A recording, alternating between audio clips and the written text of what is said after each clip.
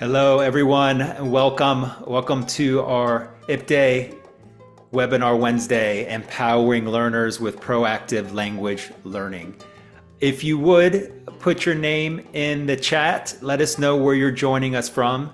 It's always good to see where everyone is and where you're doing your great work in adult education. Okay, so my name is Dr. Ramin Yazdanpana, and my focus is really on helping educators bring research-based and standards-aligned strategies into adult education programs. Today, everything that we'll explore connects directly to the needs of adult learners and the work that you do every day. These strategies are meant to be practical, flexible, and grounded in second language acquisition and adult learning theory.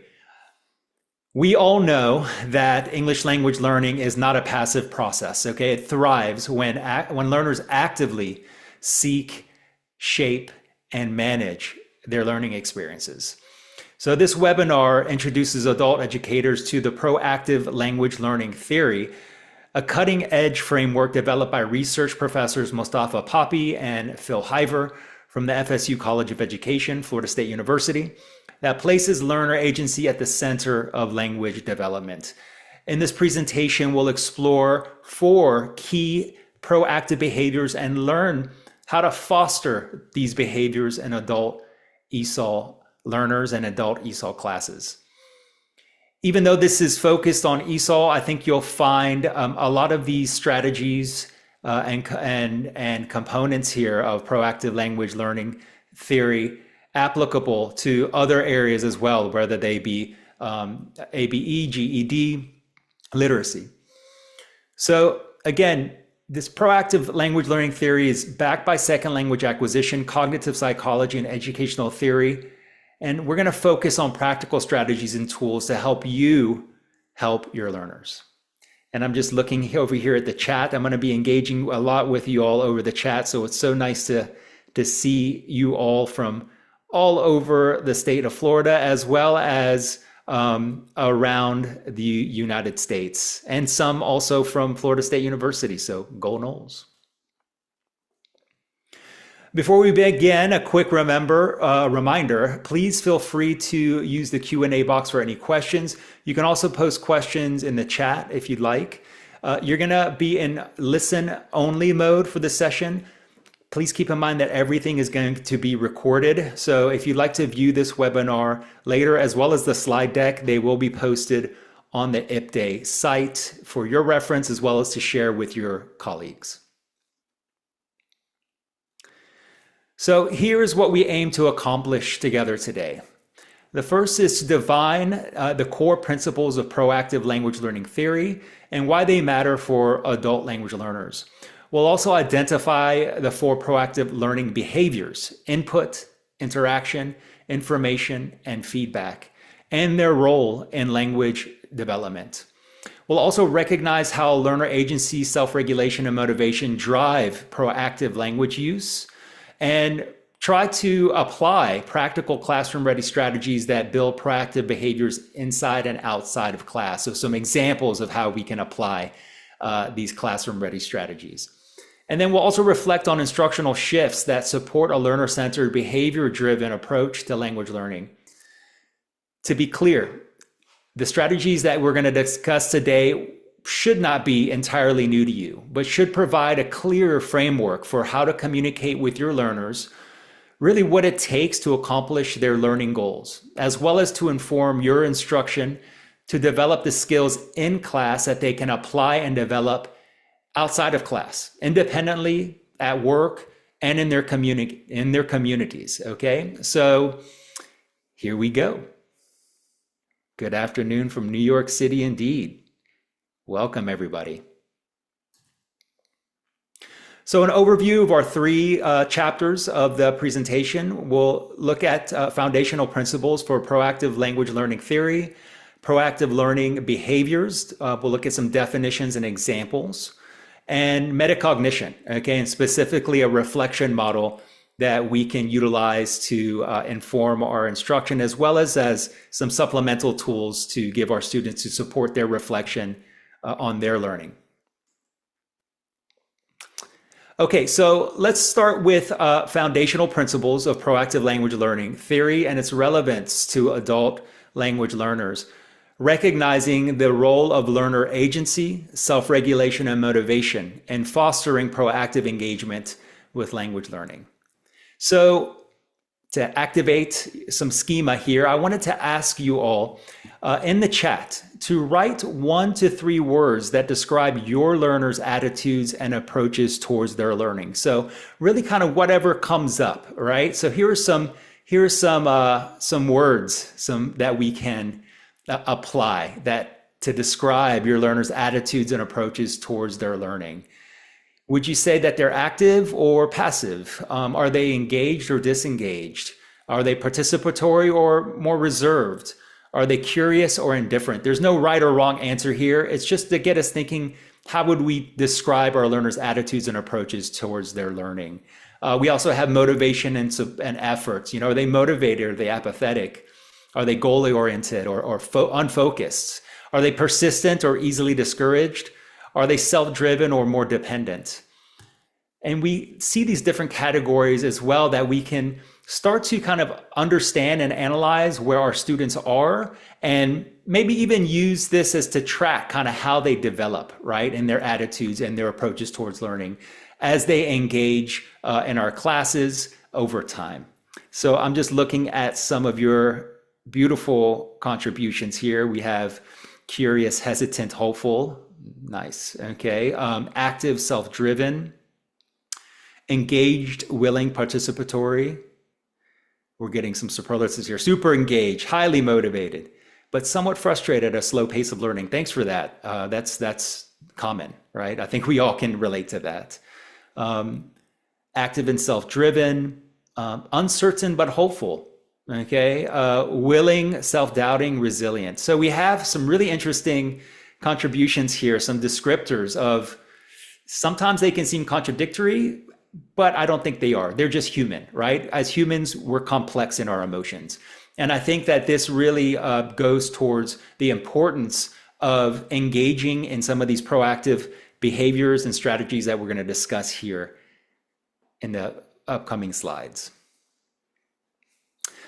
So keeping your learners in mind, let's look at some key points from proactive language learning theory. So we're going to cover the theory first, and then we're going to get into more of the application directly to our classrooms. So PLLT views learners as whole persons, right, with goals, choices, and agency in their learning. As adult educators, we know this to be especially true with our adults. Language learning is an active agentic process, not passive input processing. Okay, so this is something where learners are active, they're involved in understanding what their learning is and helping us as educators kind of form that instruction, form that learning to meet their needs, their immediate needs as well as longer term needs. Learners draw on real world resources that could be technology, media, AI to support language growth. I mean, we're in the middle of that right now, right? Especially with the technology that's been around for decades, as well as this kind of emerging technologies that we're all figuring out how to best utilize. Effective language development depends on proactive learning beyond the classroom. So that's a big aspect of this proactive language learning theory, is really kind of trying to engage and help learners to develop these independent learning skills, right? Be more cognizant of them, aware of them, practice them inside of the classroom so then they can apply them outside of the classroom. We all know that the limited time that adults have in the classroom really necessitates this kind of approach to their learning. So second language acquisition theory and teaching practice really must center on learner agency within social cognitive context. So in plain terms, this means that language learning works best when learners are active decision makers who use language with others in real situations. So again, I hope this kind of reinforces some things that you're probably already practicing, right? In a lot of ways with involving your learners in the learning process, as well as aligning instruction to meet their real world needs. So let's analyze the following characteristics of proactive language learners. Okay, again, keep in mind that you can share and discuss these characteristics with your learners so they're clear, or at least more clear, right? Or clear on what it takes to accomplish their learning goals with greater efficiency. So the first kind of proactive language learner characteristic is anticipatory and intentional. So learners plan ahead, take initiative, and shape learning opportunities.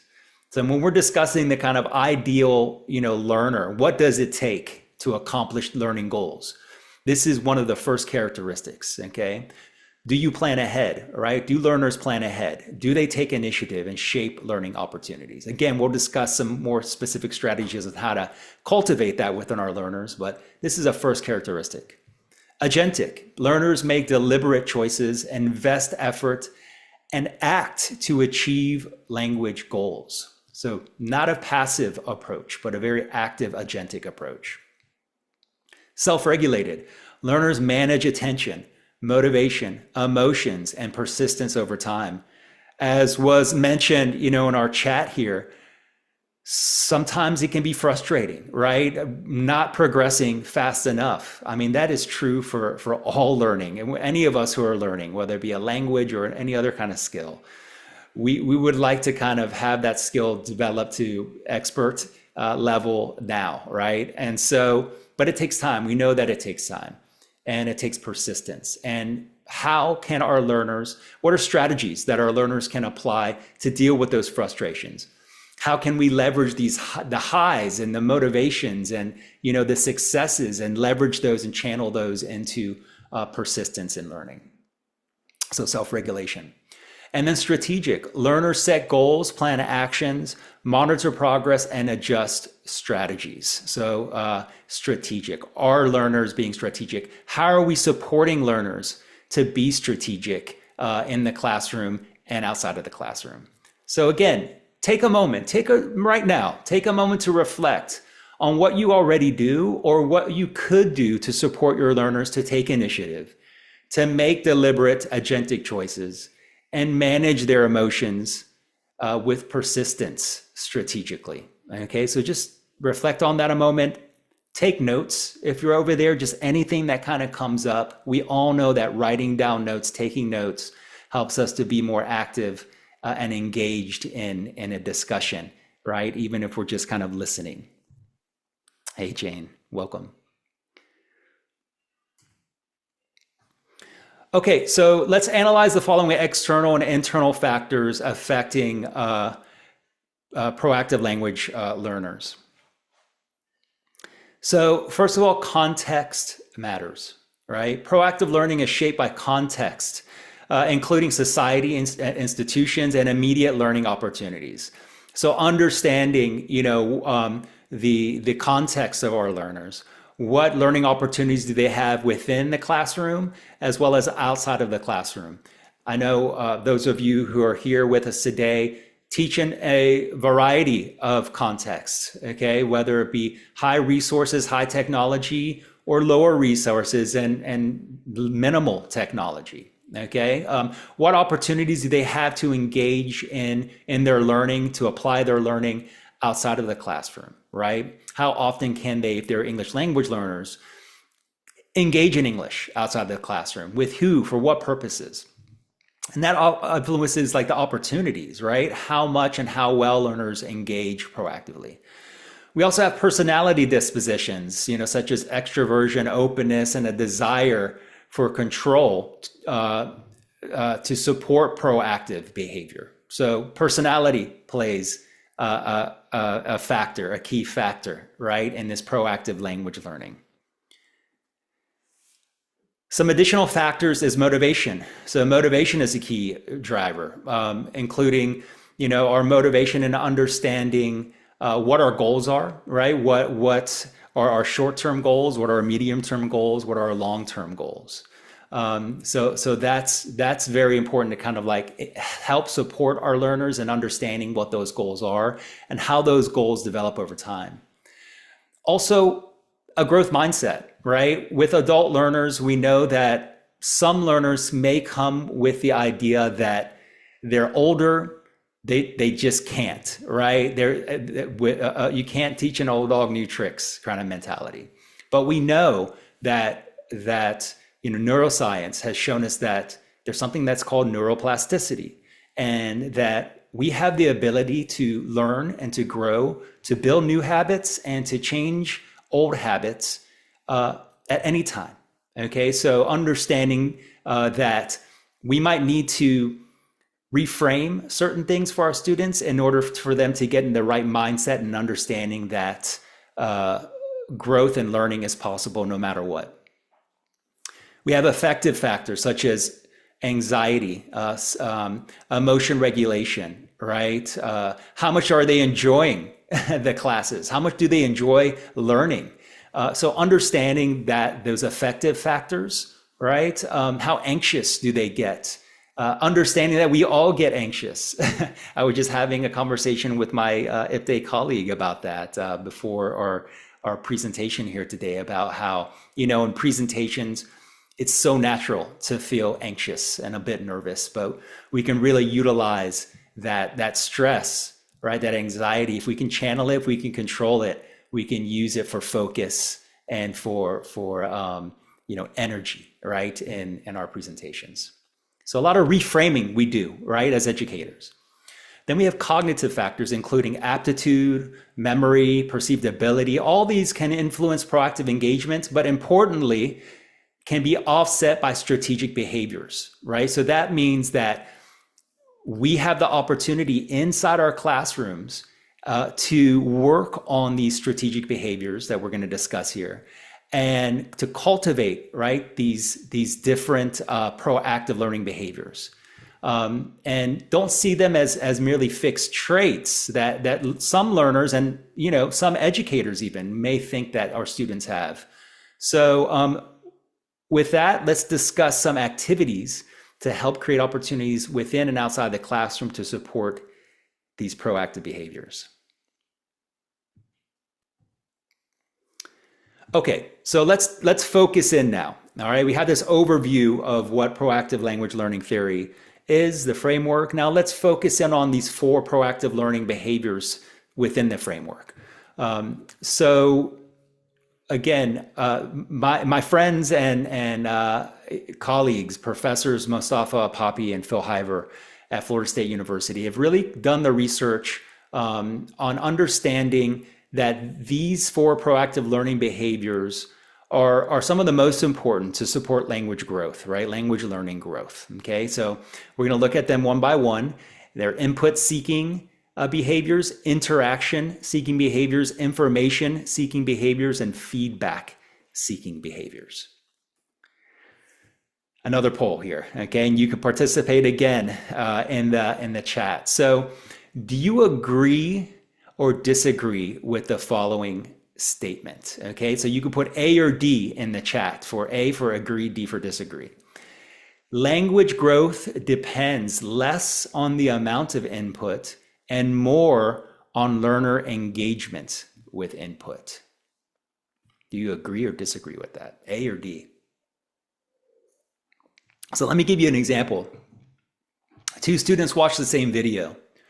One watches, the other watches and listens carefully, notices new words, pauses the video, takes some notes, and then tries to use that vocabulary and what they learn later, right, in their conversations with their friends and loved ones.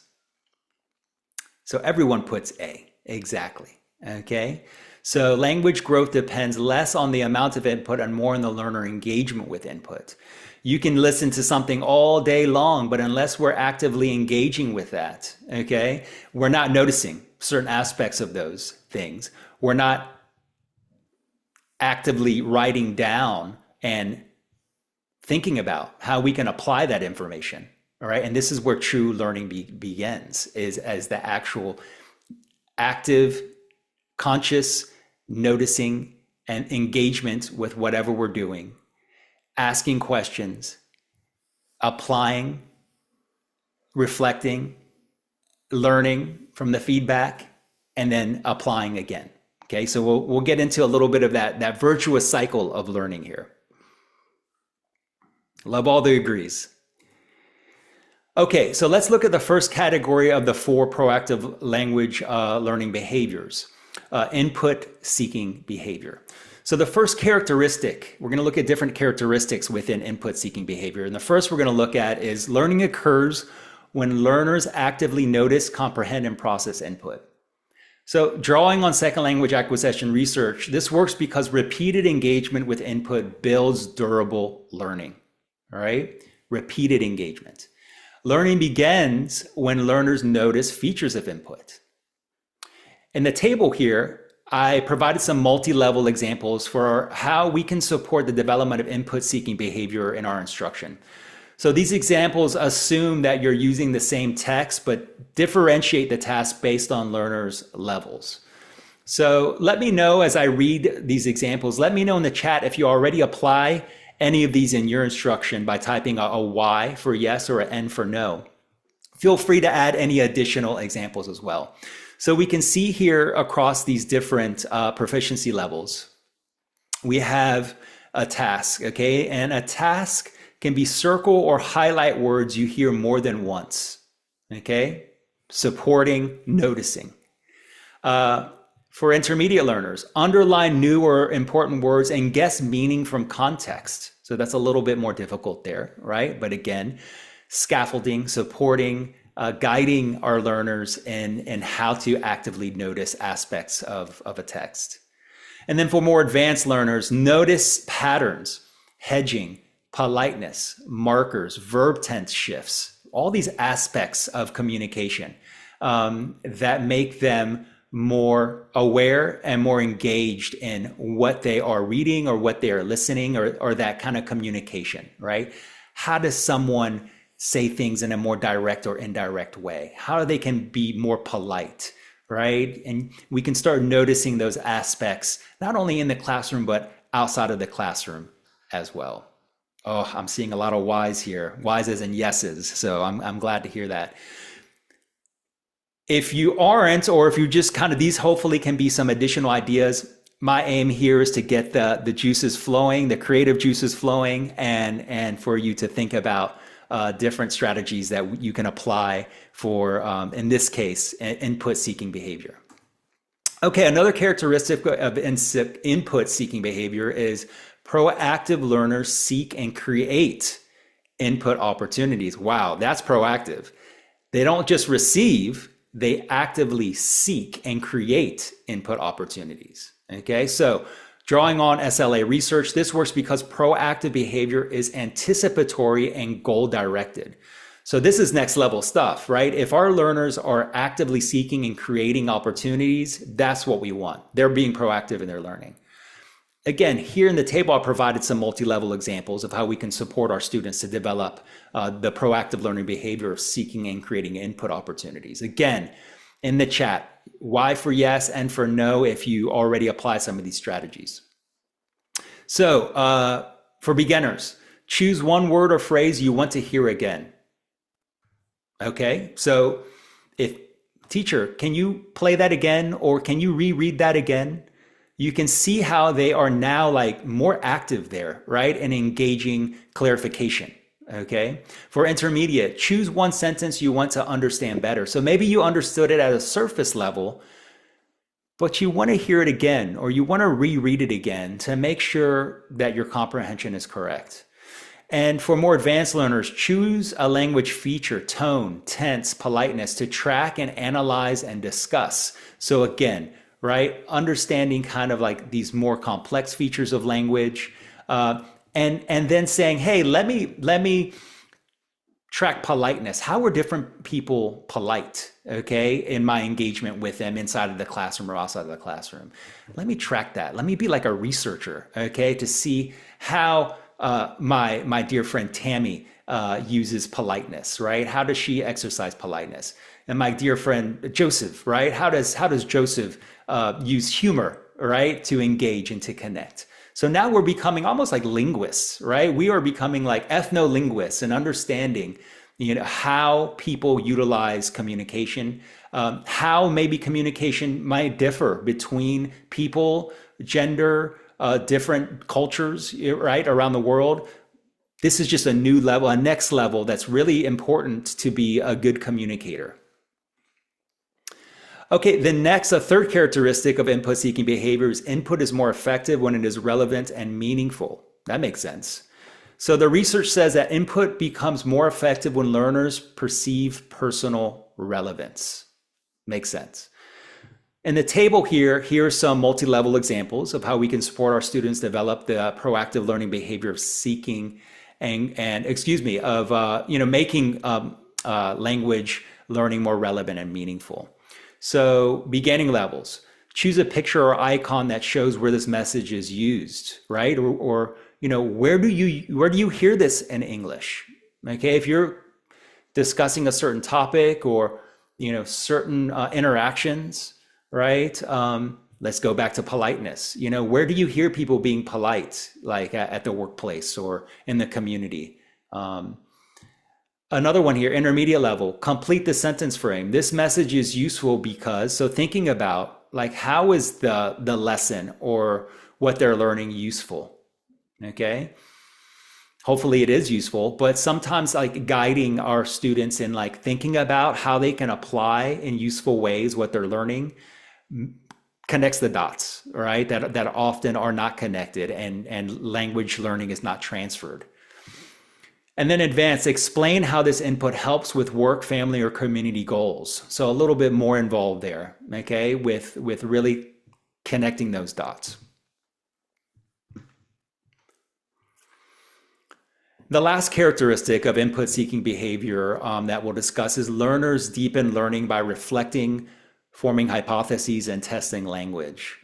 So the research supports this by observing that testing language enables learners to confirm or revise hypotheses. So what I mean by testing is actually like trying it out, using that grammatical form, using that vocabulary, trying your best to be polite, all right? Using the phrases that you've learned, those kind of indirect strategies to hedge what you want to say, right?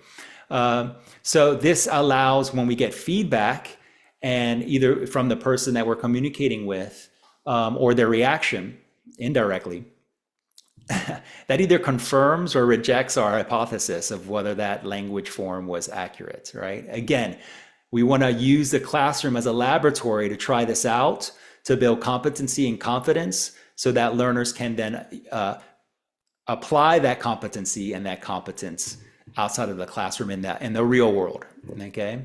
So here's some multi-level examples here. So, point to or circle one word or phrase that feels important is, okay? So which one kind of feels important to you, right?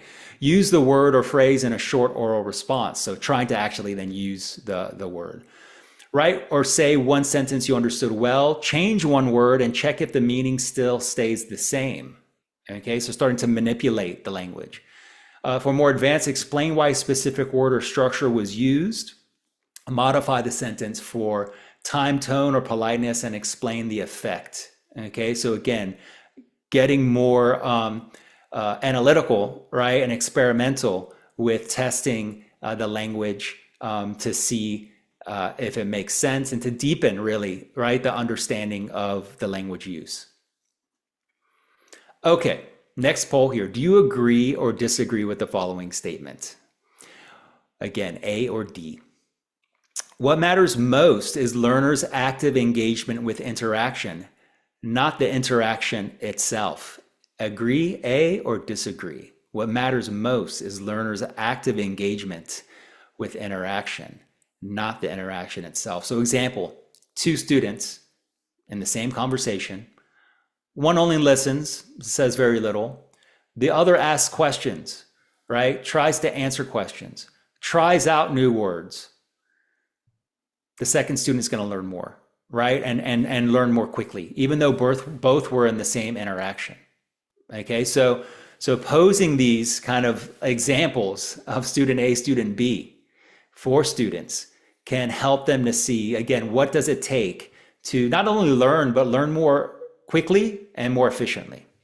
Yeah, it can be a little uncomfortable, okay? And we'll talk about that here in a little bit, but that's learning anything, right? Learning can be uncomfortable. Actually, it should be uncomfortable. If you're not, then you're probably not learning. Okay, so that's something to remind ourselves and our students. Okay, let's look at a second dimension of proactive learning behavior theory, interaction seeking behavior. So, second language acquisition research points to the observation that language learning is strongest when learners use L2, second language, for real social interaction. So the following multi-level sentence frame task helps learners to kind of prime their thinking about where they can apply language outside of the classroom. So here's just an example, right? Here's a sentence frame that we can use. I can use the English vocabulary, grammar, and skills we learned this week to say one word for each location, right? So you can ask beginner learners to kind of think about what they've learned and then where they can apply that outside of the classroom, right? Write a sentence, right, for each location, okay? Instead of a word, like I am going to apply the past tense verb when writing my reflection journal this week. And advanced, write a short paragraph describing where and how in each location, right? So learners can then report back on their use in the following class. So let's look at an example of what this can look like. So this is a language log that we can develop, right? Kind of like a graphic organizer that I'm sure you can develop more beautifully. But I'd always say, keep it simple, right? Keep it simple and short. So we have here a log that we can provide for students to fill out and then bring this back, okay, at the end of the week or the following week. So location, right? Where was the interaction seeking behavior? Where did it take place? What's the language that was used and what did you learn? Okay, so you can see here how we are scaffolding and supporting interaction seeking behavior. So at the supermarket, I asked, excuse me, where's the rice? Listen, as a second language learner myself, that's a big deal. Asking someone at a supermarket where something is takes guts. All right, it takes courage, it takes competency. So, something as simple as this can mean a lot to our learners. So the cashier said, "Do you have a rewards card?" And then I was like, "What?" So, but at least probably they learned what a rewards card is, right? Potentially, if they didn't know that. So what did you learn? I learned to ask for help politely in the store, and that cashiers often ask questions quickly, so I need to listen carefully. Work. My supervisor said, please finish this by the end of your shift. I replied, okay, I will finish it today. I learned the meaning of end your shift and practice confirming instructions at work. Child school. I asked the teacher, how is my child doing in class? The teacher said, your child is doing well, but needs more reading practice. What I learned how to ask about my child's progress or maybe get more comfortable with asking about that. And understood new school words like practice and progress, okay?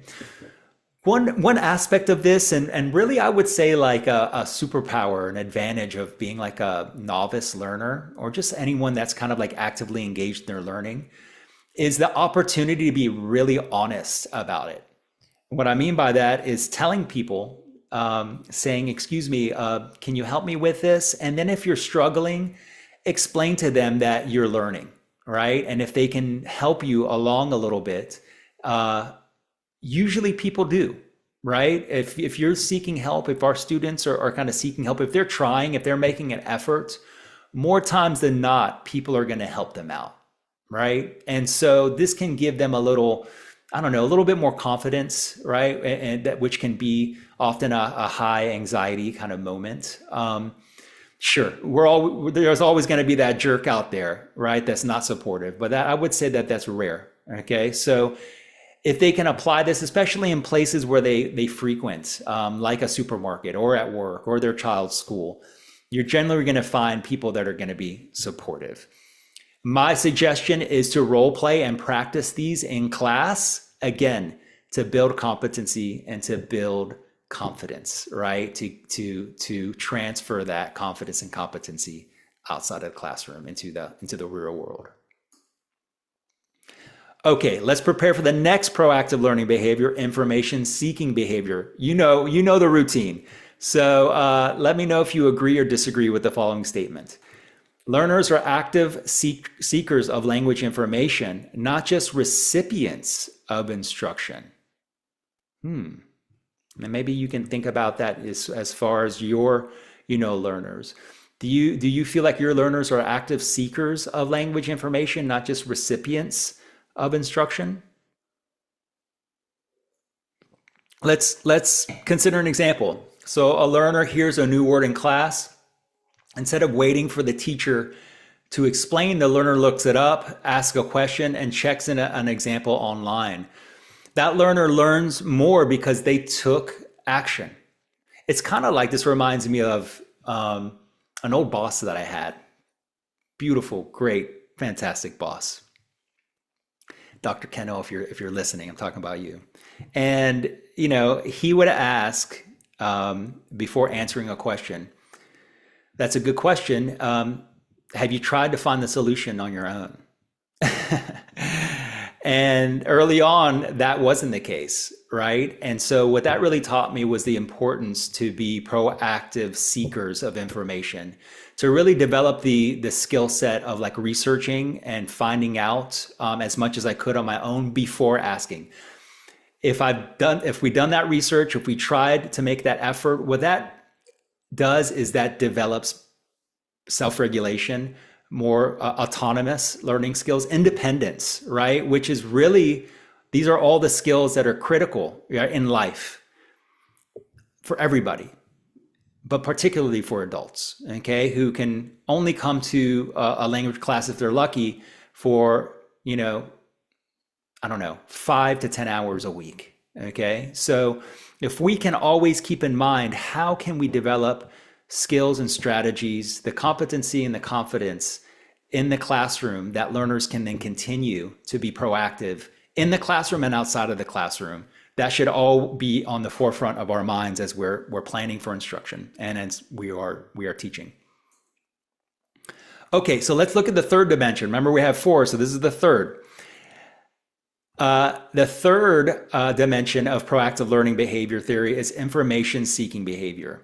So information seeking involves intentionally finding and using language information. All right. So for example, a learner hears a new word at work and looks it up in a dictionary to check the meaning and pronunciation, then uses it in a sentence.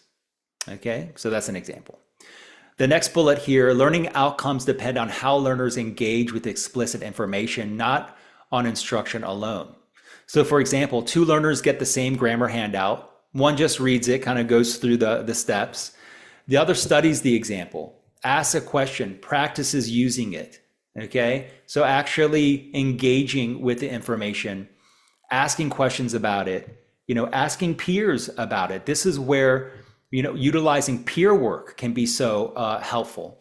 And not just relying on the teacher, not even just relying on yourself, but drawing on our peers to work cooperatively and collaboratively. Many times our students, especially in ESOL, come from more kind of collectivist cultures where they feel very comfortable with working in groups to support each other. So we can leverage those kinds of attitudes, right, and identities and cultural behaviors to the benefit of their learning. You don't always have to do it alone. And so even though I talk a lot about, independence and, learning independently, that doesn't mean that you always do it alone, right? That it's really learning the skills that we can apply independently, but then also we can share and we can discuss cooperatively. So the third bullet here, information seeking supports self-direction, control, and deeper understanding in and beyond the classroom. So for example, a learner does not understand a message from school or work. They find an explanation online or using AI. They ask a question. They are iterative in their approach with asking follow-up questions, okay? AI, better than ever now that we can do this, that learners can do this, okay? I actually just presented on this with IPDE. I'm going to copy and paste the presentation in the chat for your reference to check it out. Let me put it on here. But this is a little bit deeper dive in strategies using technology, using AI tools strategically, right? So don't have time to go a deep dive into how to do that here, but in that webinar that I presented, I think just last week, or if not 2 weeks ago, there are examples. I guide you through how to use prompts and how to work with your students and their understanding of using AI prompts to engage in their proactive learning. So check that out if you haven't already.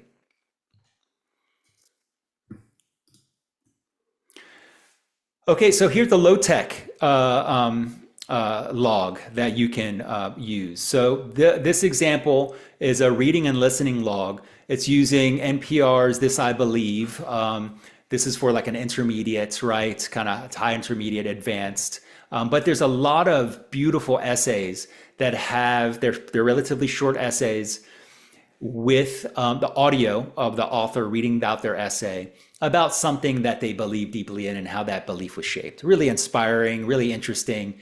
All kinds of people from all over the United States, right? And really all over the world too, that have shared these essays.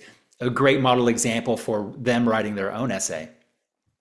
But here's an example of how we can scaffold information seeking behavior in class by actively kind of taking notes, guiding learners to think about what they learned and how they relate, to build vocabulary that they can then share, okay, with each other. So you can provide students with a similar kind of graphic organizer to explore a resource that you've applied in class, okay, select a topic of their own choice, and then reinforce the language and proactive learning skills outside of class, allowing for greater learner agency in selecting a topic that interests them, and knowing that the resource is going to be level appropriate, right, for them, and language kind of appropriate. So this is one kind of lower tech option that you can develop, again, utilizing class and then give students as a task to complete outside of the class. And then you can even open it up and say, listen, anything that you listen to or anything that you read, okay, develop your own listening or reading log following these same kind of guidelines and share it, okay? So that's really then expanding learner choice and agency. I'm just reading the chat. Thank you so much for that comment. That was a great workshop. I had a lot of fun doing it. And Catherine, yes, the recording will be available. Okay, I think this is the final poll, so don't get sick of me yet. Okay, so let's see here. So this is the fourth characteristic here of proactive language learning behavior, and this is feedback-seeking behavior. So, do you agree or disagree with the following statement? Learner engagement with feedback predicts learning quality more than feedback alone. So let me give you an example. A teacher corrects a student's sentence. One student ignores the correction. Another student looks at the correction, fixes the sentence, and tries it again later, okay? Obviously, right, that engagement in the editing process and the trying out that in this case, this sentence, right, whether it be a grammar form or a vocabulary word or, the sentence structure, whatever it is, we have this repetition and reinforcement, this virtuous cycle of learning where we utilize feedback, whether that be self, peer, or teacher feedback, receiving that feedback and then applying that feedback to reinforce that learning. That's what learning happens, okay? We are forming neural connections that build fluency. Fluency are stronger neural connections, all right, that build gray matter, that build brains basically, okay, and that are connecting, kind of creating super highways for, in this case, language, okay, to happen more quickly. Language recognition, language use. This is what we call automaticity. This is what we call fluency, all right? And that takes practice, that takes repetition, that takes learning. Okay, so feedback-seeking behavior is a learner's intentional effort to seek, notice, and use corrective feedback to improve language. This extends beyond teacher correction to include learners seeking, eliciting, and using feedback. And it's, again, influenced by classroom context and motivation. So in other words, learners are more likely to seek and use feedback when the classroom feels supportive, errors are celebrated, and framed as essential to the learning process. I call errors beautiful mistakes. And I thank my students repeatedly for making an error. Oftentimes when we make an error, and anybody, right, our students especially, they say, oh, I'm sorry. Don't be sorry. Thank you. That's a beautiful mistake, because we can learn from that error, and everyone else in the classroom can learn. The teacher can learn to understand where the errors are being made and how can I improve my instruction. So let's celebrate errors, okay, as not something to avoid, but as something that's a critical, necessary aspect of learning language and really anything. So I'm just going to share one more webinar from the past that explores a little bit more of this, of kind of like how to support learners in their feedback seeking behavior, by kind of reframing how stress is natural and necessary in the learning process, and how really we should praise the process of learner persistence, not just a grade, okay, but the actual persistence and engaging in the learning process. So if we can fall in love with the process of learning, not just like this goal of becoming fluent, although that's great to set goals, but you have to fall in love with the process, right, to keep it going. So second language acquisition research about feedback seeking behavior has identified that learner engagement with feedback predicts learning quality more than feedback alone. Two key forms of feedback seeking: feedback monitoring, that's learning from feedback given to oneself or others; feedback inquiry, right, actively asking others for feedback. Two very important aspects here. How are learners engaging this? How can we support our learners in feedback monitoring and feedback inquiry? All right. So let's look at these. Goal setting and feedback can also be done at the activity level to allow students time to reflect on what they want to accomplish and focus, in this case, before writing, and to apply self-feedback to their writing. So we see this simple chart here, right? This simple kind of rubric or checklist that we can provide for students. So before writing, I want to, and what do they want to focus on? It doesn't have to be everything, maybe just one thing, right? And then after their writing, did they do it? Let's see here for language, right? Before writing, I want to have better spelling. Okay, so that's the focus. And I would say just pick one, right? Have students just pick one. After they're writing, focus on the spelling, right? Were they able to apply what they've learned in regards to spelling on this new writing?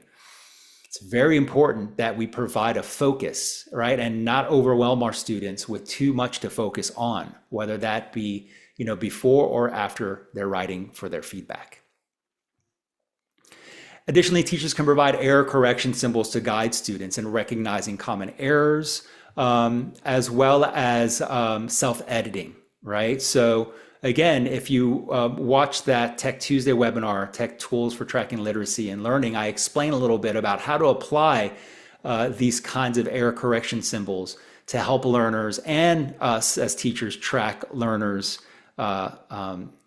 improvement, and both like understand what the gaps are, what errors they're making, as well as they're tracking their improvement over time. Yes, you do have to register as a user to access these webinars on IP Day, okay, but it's free and they're not going to sell your information, I promise. Okay, so a couple of things here. The art and science of the feedback. I'm going to go through this very quickly because we're running out of time, but there is an art and science to feedback. So giving feedback, these are the steps. Normalize feedback, right? Even beyond normalize, say that it's critical, okay, to receive feedback. Step two, create a climate of safety and trust. So this is something that we actually have to cultivate, right? So one way that you can do that is just to maybe develop kind of learning activities that focus on fluency and not accuracy, and reward just for trying. Okay, that's a great way to build safety and trust. Step 3, ask permission. Is it okay to give constructive feedback on what was done well and how to improve? Can I do that? Right? Of course you can. But that asking lowers that kind of wall, right? And makes it just feel more comfortable for the giver and the receiver. And step 4 gives concise, clear examples of what was done well and what to improve, right? Focusing on just one, max 2 areas at a time, and do not overwhelm. And so this is just something that we can create here as far as like a model example of what this looks like for students on, like, role play, right? A teacher and a student, could be a student and a student, on applying these different steps to, in this case, giving feedback, okay? And then we have receiving feedback, the art of receiving feedback. So welcome feedback, right? Listen to and understand, not respond, just listen to the feedback. Understanding that you can take certain aspects of feedback and leave the rest. Step 3, separate what you do from who you are, okay? Understanding that this isn't a personal attack on anybody, but that it's just focused on the task at hand. Step 4, ask clarifying questions. Step 5, express gratitude for the feedback. And step 6, set goals for improvement. So we can see this example, this role play that should really kind of be practiced with students, so they get the understanding of how to give and receive feedback. So student A can say, can I give you some feedback on your speaking, right? And student B, yes, that's okay, I want to improve. Student A, you spoke clearly and I understand your main idea. Sometimes you stop when you're not sure of a word. Okay, I'm listening. Student A, you can keep speaking even if the word is not perfect. Student B, wow, thanks, that really helps my speaking skills. Can you tell me one example of when I stopped? Yeah, when you talked about your job, you stopped and said many times. Student B, thank you for telling me. My goal is to keep talking and not stop when I forget a word. This is true for everybody, right? This is just becoming a better communicator. So this is something to role play, to practice, to build that competency of how to give and receive feedback, and just the confidence and skill to do that in the classroom and outside of the classroom. Okay, wrapping up here, metacognitive strategies for developing proactive language learning behavior. So let's define some terms here. So reflection is an intentional examination of experiences, thoughts, and actions in order to learn about oneself and to inform change or personal growth. Reflection is proactive because it involves intentional examining of experiences, thoughts, and actions to guide future change and growth. Rather than reacting automatically, learners pause to consider what happened, what worked, and what they might do differently next time. Metacognition is a specific form of reflection that involves awareness and reflection of one's own knowledge, experiences, emotions, and learning. Metacognition strengthens the reflection process by helping learners become aware of how they learn, including their beliefs about learning, their awareness of effective practices, and the strategic choices that they choose to use. Through metacognitive knowledge, experiences, and strategies, learners take greater control. Together, reflection and metacognition supports proactive learning by enabling learners to plan, monitor, and adjust their learning behaviors intentionally, making learner more self-directed, adaptive, and effective over time. So let's look at these 3 components that research has identified of metacognition. So we have metacognitive knowledge, beliefs about learning abilities and strategies; metacognitive experiences, awareness of effective learning practices; and metacognitive strategies, intentional use of learning techniques. So these are some like needs analyses questions that we can ask throughout a course, right? So for metacognitive knowledge, what helps you learn English best? What makes language learning English difficult for you? Do you think making mistakes helps you learn? For metacognitive experiences, what activities help you understand English more? What do you do when English is confusing? Can you think of a time when English felt easier? And metacognitive strategies, what do you actually do, right, to learn English outside of class? When you do not understand English, what do you do? Do you plan when and how you practice English? So I have found that learners are an invaluable source for learning strategies that inform both my teaching and other students' learning. So in this way, we develop a classroom culture of cooperative, proactive learning where everyone's engaged consciously, right, actively in analyzing language, talking about language learning. This is where you start to fall in love with the process of the of learning, and not just that goal that can take some time. This is a reflect model that's based on research conducted by Emmanuel Chioca, applying the proactive language learning theory framework. So you can kind of go over this with more time, but this is a model that your learners can use and you can go over with your learners to kind of plan instruction and learning, right? So rehearse, okay? Reflect on the preparation before the activity. So that's stimulating background, right? Knowledge, practicing what you already know. Evaluate, revisit key points discussed in your contributions, okay? So think about how you engaged in the learning activity. Feedback, consider self and peer feedback. Learning, identify the key takeaways from the activity. What did you learn and how could you apply it? Emotions, acknowledge emotions that you experienced. Was it frustrating? Was it exciting? Was it difficult? You know, did it make you feel like not so smart? So acknowledge those emotions, and acknowledging those emotions can remind us that it's all part of the learning process. Identify specific challenges faced and set goals for the next activity. This is a simplified version of that you can provide your students for weekly reflection. And this is the rose, thorn, bud approach, right? So reflect on a highlight or success from the week or the day, an area you could use more help with, or new ideas or areas you're looking forward to learning, okay? Okay, so in summary, this is what we discovered and maybe reinforced more than discovered today, right? So understanding of proactive language learning theory and its relevance for adult learners.